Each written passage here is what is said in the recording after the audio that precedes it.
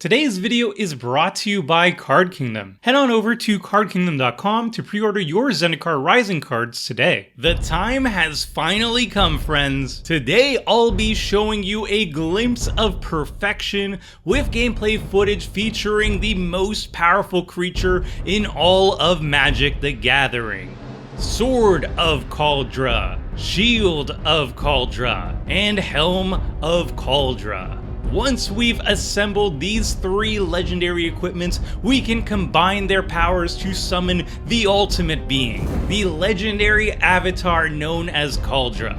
Fully equipped with First Strike, Trample, Haste, Indestructible, and able to banish any creature that it damages straight to the Shadow Realm, nothing can stand against Kaldra, making our victory all but assured. The sheer power of Kaldra cannot be contained in the command zone, so we must use a stand-in to lead our deck. Enter SRAM Senior Edificer. Since all three pieces of Kaldra are equipments, we will build an equipment deck around them, and SRAM is the perfect leader for that, drawing us a card whenever we cast an equipment for maximum value. The rest of our deck is filled with other amazing equipment, a whole bunch of tutors to find them, and the best equipment support cards to take them to the next level. The full deck list can be found in the video description. With our powerful equipment deck, SRAM as our chosen stand user, and the almighty Kaldra stand, no opponent will be able to stand against us. With our glorious deck covered, let's hop into the games. Our first opponent is Achilleo, who I will call Ick,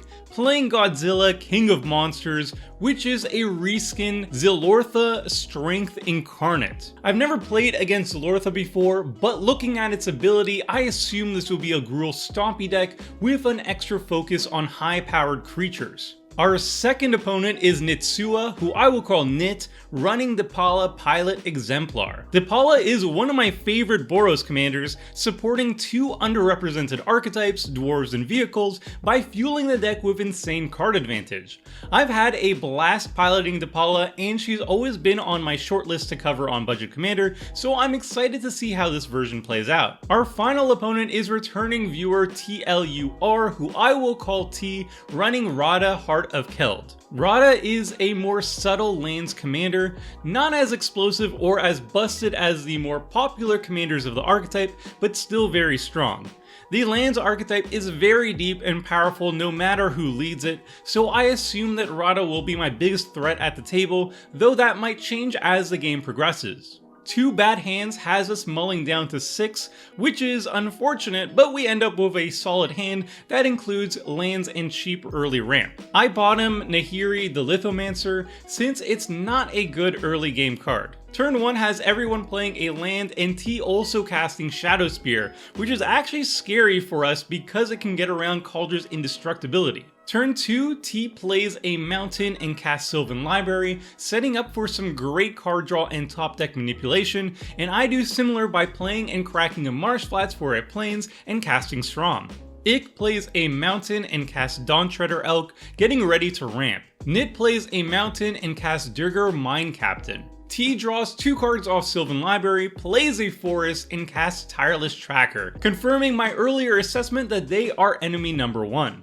With their powerful draw engines already online, they'll need to be dealt with soon before they snowball out of control. I play a Plains and cast Explorer Scope, drawing a card off SRAM.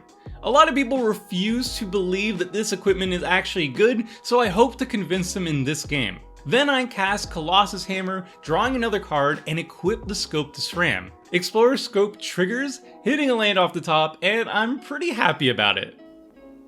See? This is why, chat, I paid 2 mana to cast and equip Explorer Scope. Boom, it already paid for his land off the top. That is a 2 mana colorless rampant growth that can only get better going forward. That is insane, chat. That's insane. That's amazing. Maybe you should consider it in your White and Boros decks. Ik plays a forest and passes. Nit plays a mountain, casts Fleetwheel Cruiser, and drives it into T's life total. Now with a lower life total, T decides not to draw extra cards off Sylvan Library. They cast Rada and play a Cinderglade, making a clue token with the tracker. I play a Plains and cast Sword of the Anime, drawing a card, equip Sword to SRAM, and since I don't have a good attack on T, I hit Nit instead, ramping a Plains with the sword. At our end step, Ik sacks the Elk to ramp a mountain, then on their turn they play a forest and cast Godzilla. Nit plays a Plains and casts my favorite dwarf, Durger Hedgemage, blowing up the Sylvan Library and Sword of the Anime. Then they crew Fleetwheel Cruiser with Durger Mine Captain, and untap it to give attacking creatures +1/+0, a neat little synergy, smacking us for 8. T plays a mountain and makes a clue, cracks a clue to draw a card, then equips Rada with Shadow Spear. I cast Recruiter of the Guard, fetching and casting Pure Steel Paladin, one of the greatest equipment support cards, then play Swiftfoot Boots, draw 2 cards, one off SRAM and one off Paladin, then suit up SRAM with all our equipment for free thanks to the Paladin's Metalcraft ability. Then I swing our chonky 12/12 commander at T, hitting yet another land with Explorer Scope, now up to 8 lands on turn 5. Mono white deck, by the way. T chumps with the tracker, which is a good trade for us. Post combat, I'm afraid of our opponents attacking us this turn, so I decide to move all my equipment to the Paladin, which causes SRAM to die from lethal damage, but that's fine because we have more than enough mana to recast him at this point. Bye bye, SRAM. Ik casts Llanowar Elves and Samut Tyrant Smasher, -1 Samut to pump Godzilla, and then swings at T, who chumps with Rada. Nit plays Spire of Industry and casts Depala. T casts Vandal Blast with Overload, destroying all opposing artifacts. This definitely sets us back, but we're still in a great spot. Nit responds by crewing the Cruiser with Depala to activate her tap ability for X=3, but I didn't see what they found. On our turn, I cast Extraplanar Lens to generate insane mana. Then I cast SRAM, Stoneforge Mystic fetching Helm of Kaldra, cast Shield of Kaldra to draw 2 more cards, then swing the Paladin at T. Then we draw into World Slayer, our chosen Kaldra finisher. We just need to find Sword of Kaldra and we'll be ready. Despite being able to find the last Kaldra piece with Relic Seeker, I decide not to play it to instead keep up Path to Exile in case things go bad. Ik plays a forest, pumps the Godzilla with Samut, casts Garruk Primal Hunter, and uses his -3 ability to try and draw 9 cards off Godzilla.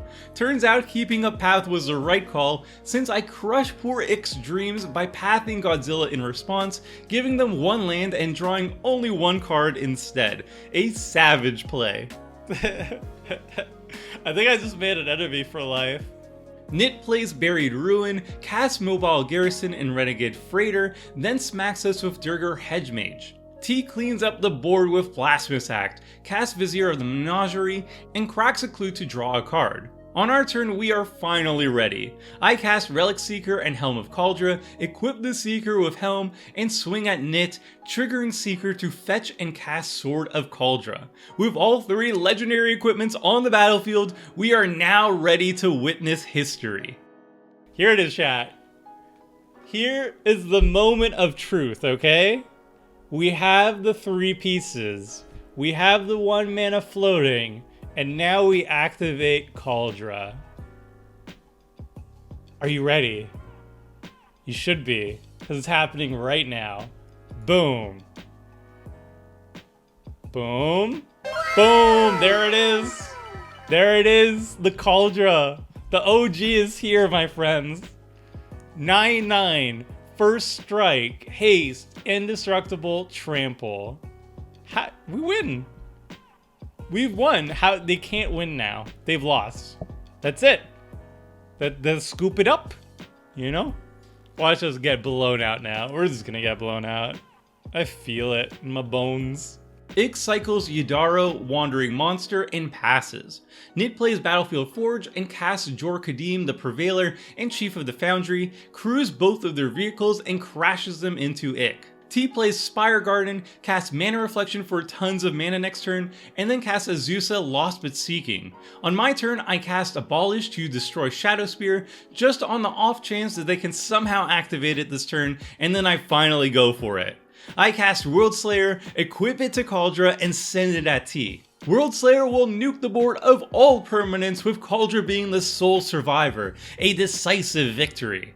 Or at least that's what I expected to happen. This is absolutely brutal. The World Slayer Kaldra combo has finally been assembled.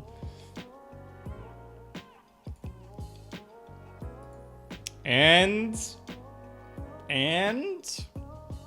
do they concede? Do they let the damage go through?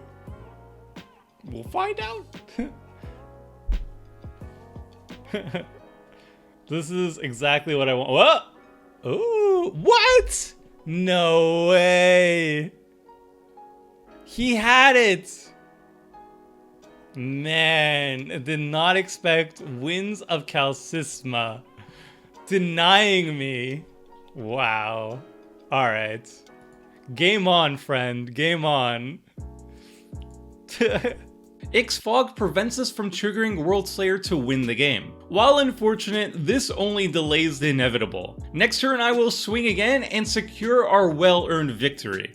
Ick activates Samet to scry, then casts Genesis Wave where X equals 5, managing to only hit 2 forests. Kinda feels bad. Nit crews up their vehicles and swings everything at us for massive damage, but luckily I still have a trick up my sleeve. I reactivate Helm of Kaldra, making a new untapped Kaldra token as a surprise blocker. Confident, I use my last floating mana to activate Weathered Wayfarer and get Emeria the Sky Rune, just in case my next turn doesn't go as planned. This ends up being a huge mistake. Nit responds by casting Dispatch, exiling Kaldra. Without the mana to reform Kaldra, we take a huge hit and go down to 10. Then on T's turn, they finish the job, killing us with a 12-12 Wormcoil engine pumped and hasted by Zeniko's God of Revels. I was so close to achieving my dreams, only to be crushed by a fog and a fatal mistake. But I decide to give the Kaldra dream one more shot, so we hop into Game 2. Game 2's first opponent is Howard the Log, who I will call Log, playing the partners Krav the Unredeemed and Regna the Redeemer. Krav and Regna are usually a token sacrifice deck, creating tokens and sacrificing them for value. I expect a good amount of removal from this deck, destroying and exiling my permanents. Our second opponent is Ankylosaur, who I will call Ank. I think Ank has managed to snag a seat for every single recording at this point, which is impressive since I don't reserve any spots. Ank is running Noyandar, Royal Shaper, a Spellslinger deck that is basically a pile of counter magic and removal spells that eventually wins by animating indestructible lands and smashing with them. Our final opponent is CTW, who I will call C, playing Hirobi Death's Wail. Hirobi is essentially a hard counter to our deck, since equipping is a targeted ability, so we can't equip any of our creatures with Hirobi on the battlefield or else they just die. This match is going to be incredibly tough. Hirobi shuts off our entire deck, which makes C enemy number 1. But Noyandar gets deadlier with each passing turn, eventually locking us out of the game with a stream of never-ending removal and counter magic. No matter who we try to eliminate first, the other can lock us out if left unchecked. We are definitely fighting an uphill battle this time, but we're going to give it our best shot. We mull down to a solid 6 with a turn 1 land tax and Sword of Feast and Famine, which provides relevant protection against 2 of our opponents. While in theory we only need to keep 1 plains and land tax will fetch the rest of our land drops, I decide to keep the second plains and bottom the Nahiri instead, playing around the worst case scenario that tax gets removed or countered before triggering. That's probably too safe, but I don't think it's the worst reasoning. Everyone plays their turn 1 land, and I add land tax to the board. Turn 2, C plays a swamp and casts Bitter Blossom. I play a plains and cast Sram with Flawless Maneuver in hand, hopefully to keep him around. Log plays a swamp and passes. Ank plays an island and casts Mind Stone. C makes a fairy off Bitter Blossom and casts Expedition Map. Land tax triggers on our turn, getting 3 plains. I play a Plains, cast Sword of Feast and Famine drawing a card, then swing SRAM at C, with C respawning my Cracking an Expedition map fetching Urborg Tomb of Yongbok. Log plays a Swamp, cast Yahenni Undying Partisan, and swings them at Ankh. Ankh plays Tezzeret's Gambit, then plays an Azorius Guildgate. C plays Urborg, then casts Mana Vault and Merciless Executioner, killing SRAM and Yahenni. I fetch 3 more planes with Lantax, play planes, and recast SRAM. We're definitely starting to fall behind C and Ankh at this point, but hopefully we can start establishing a board state. Log appears to be even further behind, playing a Swamp and casting Whisperseal Cloak. Ankh casts Noyan Dar. Then C starts to go off, playing Cabal Coffers, casting Cryptghast, Solemn Simulacrum with Extort, and Gilded Lotus, now swimming in mana and threatening to win the game off any Giant X finisher. They swing a Fairy at me and the Executioner at Log. I get 3 more planes with Lantax and equip Sword of Feast and Famine onto SRAM. I then play a Strip Mine and cast Verge Rangers and swing SRAM at Log, making them discard a card and untapping my lands. I feel bad about it because Log is even more behind than I am, but they were the only ones open. Then I cast Hammer of Nizan, drawing a card, and equip it to Rangers and cast Mox Opal. Hopefully our indestructible creatures will stick around long enough for us to start getting ahead. Log plays a Scoured Barrens and passes. Ankh plays Tomic, Distinguished Advocist. I wasn't really paying attention at this play, or else I would have responded by using Strip Mine to destroy Cabal Coffers, but I let it resolve and now Tomic prevents me from doing that. Then Ankh casts Compulsive Research and plays a Plains. C casts Rankle, Master of Pranks, and Whip of Erebos with Extort, then swings at all of us. Rankle then triggers, causing everyone to discard a card and sacrifice a creature. Then C uses the whip to reanimate the Executioner, causing everyone to sacrifice a creature again. Ankh saves Noyan by casting Anticipate in response, animating a Plains and sacrificing it instead, but I lose both Rangers and SRAM. Then C casts Hirobi. At this point, we're locked out of the game unless somebody manages to wipe the board. I get 3 more planes off Lantax and cast Ugin the Ineffable, and -3 him to blow up Whip of Erebos. End of turn, Log blows up Hirobi with Mortify. Then on their turn, Log casts Divine Visitation. Ankh swings Noyan at Log and passes. C plays a Swamp and smacks all of us with their creatures. They have all the mana, but thankfully they have nothing to cast with it. End step, we cast Enlightened Tutor and put Scroll Rack on top of our library, the perfect pairing with our Lantax, but immediately misplay by saying yes to the Lantax trigger and shuffling it away, a classic Tomer punt. We decide not to recast SRAM or the Leonin Abunas in our hand, since I don't think I'll get any value from them in this situation before they just die. Log casts Mind Stone and passes. End step, Ankh casts Mystic Confluence, targeting the bounce at Hirobi, killing it and drawing a card, plus animating an island. On their turn, they play Cascading Cataract, one of the best lands in a Noyan Dar deck to animate since it's indestructible. Then they crack Mind Stone to draw a card and smack C with both creatures, and C chumps Noyan with a Fairy. Honestly, I'm getting pretty scared of Ankh at this point, since they're sitting on 5 cards and are slowly taking control of the game, but C is completely shutting me out still. C plays Cabal Stronghold, swings 2 fairies at Ankh, and recasts Hirobi. I get 3 more planes off Lantax and manage to top deck Scroll Rack, which I immediately cast, and to my surprise, it's not countered by Ankh, never punished. I then activate Rack, exchanging my entire hand for a much better one. Finally, I can do things again. I start by casting Swords on Hirobi, then I cast Stormforge Mystic, fetching and casting Conqueror's Flail so Ankh doesn't lock me out of the game with counter magic. But it turns out Ankh actually did have a counter with Dovin's Veto, stopping the flail and animating Cascading Cataracts. The safer play would have been to cheat the flail into play with the Mystic to avoid most counter magic, so this was definitely a punt, but I didn't consider that Ankh would choose not to counter my Scroll Rack. Log plays Dawn of Hope and passes. Ankh swings their army at C, and C trades their Fairy and Solemn for Ankh's animated island. Then Ankh casts Docent of Perfection. At this point, I'm most scared of Ankh and want to focus him down, but C continues to make me unable to play the game, now dropping Shieldred Whispering One to make opponents sacrifice a creature on their upkeep. On my upkeep, I activate Mystic to cheat in Helm of the Host before sacrificing it to Shieldred, and get 3 more planes off Lantax. At this point, I'm desperate for a board wipe, so I replace my entire hand again with Scroll Rack, finding some spice. I start by casting Soul Ring, Gauntlet of Power to double my mana, Balan Wandering Knight, then use its ability to attach all of my equipment to him. Ink responds by exiling it with Path to Exile, growing their cataracts and creating a wizard token. Log continues to do nothing as is tradition. On Ink's upkeep, they respond to the Shoulder trigger by exiling it with Reality Shift, creating another wizard token to be sacrificed and growing cataracts. Ink then swings at all of us. Log responds by activating Dawn of Hope to make a 1/1 token, which gets upgraded into a 4/4 Angel thanks to Divine Visitation to block and trade with Noyan, but Ink responds by making it unblockable with Rogue's Passage, which means they're now tapped out and will have a turn to do things. But at just 14 life, we'll need a really good turn to stabilize. C plays Castle Lochwain and activates it to draw a card, then casts Hirobi yet again, a classic C move. They're definitely not making it easy for us. Sadly, we don't get a land tax trigger on our turn this time, but we desperately need some answers, so I activate Scroll Rack to replace just 3 cards.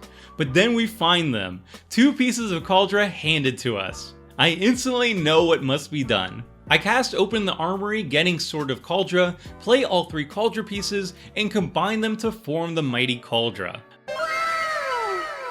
I equip Kaldra with Sword of Feast and Famine, as Kaldra is impervious to Hirobi's weak Whale. Remembering last game, I decided not to tap out to equip Kaldra with Helm of the Host, and instead keep up mana for Teferi's protection. Then I chunk down Ink, making them discard and untapping all my lands, cast Emeria's Shepherd, play a Plains triggering Shepherd to return Ugin, -3 Ugin to destroy Docent of Perfection, and equip Helm of the Host. The glory of Kaldra is too much for Log to handle, and they concede from the game. With 2 blockers and Teferi's protection in hand, hopefully we can get there. Ink swings the cataracts at me and makes it unblockable with Rogue's Passage. That hit would take me down to just 1 life, so I decide to cast Teferi's protection and phase out of the turn, and luckily it doesn't get countered. C plays a Swamp and casts Grave Pact, activates Castle to draw a card, then casts Grey Merchant of Asphodel. Thankfully, Teferi is protecting us or this would have killed us. Then they swing at Ink, dropping them down to 3. We survived, and now it's finally time. I tick up Ugin to manifest a Myriad Landscape. I play Emeria the Sky Ruin to trigger Emeria Shepherd's Landfall, getting back and casting Stoneforge Mystic to fetch and cast Worldslayer and equip it to Kaldra. Then I swing at Ink, and with no more tricks from our opponents, I kill Ink, trigger Worldslayer, and wipe the board of everything except for it and Kaldra. Unfortunately, I forgot to float mana to remake Kaldra after Grave Pact triggers, but that's irrelevant since Myriad Landscape goes to our hand and I reform Kaldra next turn to resume the beatdown. C plays a Swamp and Vampiric Tutors, but realizes there's no beating the almighty Kaldra and concedes. Friends, this was some long games, but we finally got there. After a dominating Game 1 performance that fell apart in the end, Game 2 had 2 very tough control decks that kept us locked down for the majority of our turns, but in the end, everything worked out as planned. What was really exciting to me about this stream is that I've actually been collecting the pieces for my own personal Kaldra deck in paper, and this was a great way to playtest some cards before I commit to buying them. I was really happy with the mono white version of the deck, and I liked dominating with a color that most people consider weak. However, with Zendikar Rising's release, I will be switching SRAM out for the latest equipment commander, Akiri Lineslinger. It will still be a white heavy deck with only a splash of red, but I'm super excited to have an even more powerful equipment commander and access to Boros goodies like Sunforger. I will definitely be playtesting Akiri when she is released, so be sure to catch my commander streams here on YouTube each week, Wednesday at 6 PM Eastern. I've got some spicy budget brews coming out soon that I can't wait to show you. Thanks for watching, and until next time, friends, see ya! Thanks for watching the video. If you liked it, help us out by clicking the like button down below. And to keep up with the latest and greatest, make sure to click the subscribe button. And if you want to watch similar videos, click on the links appearing on screen right now.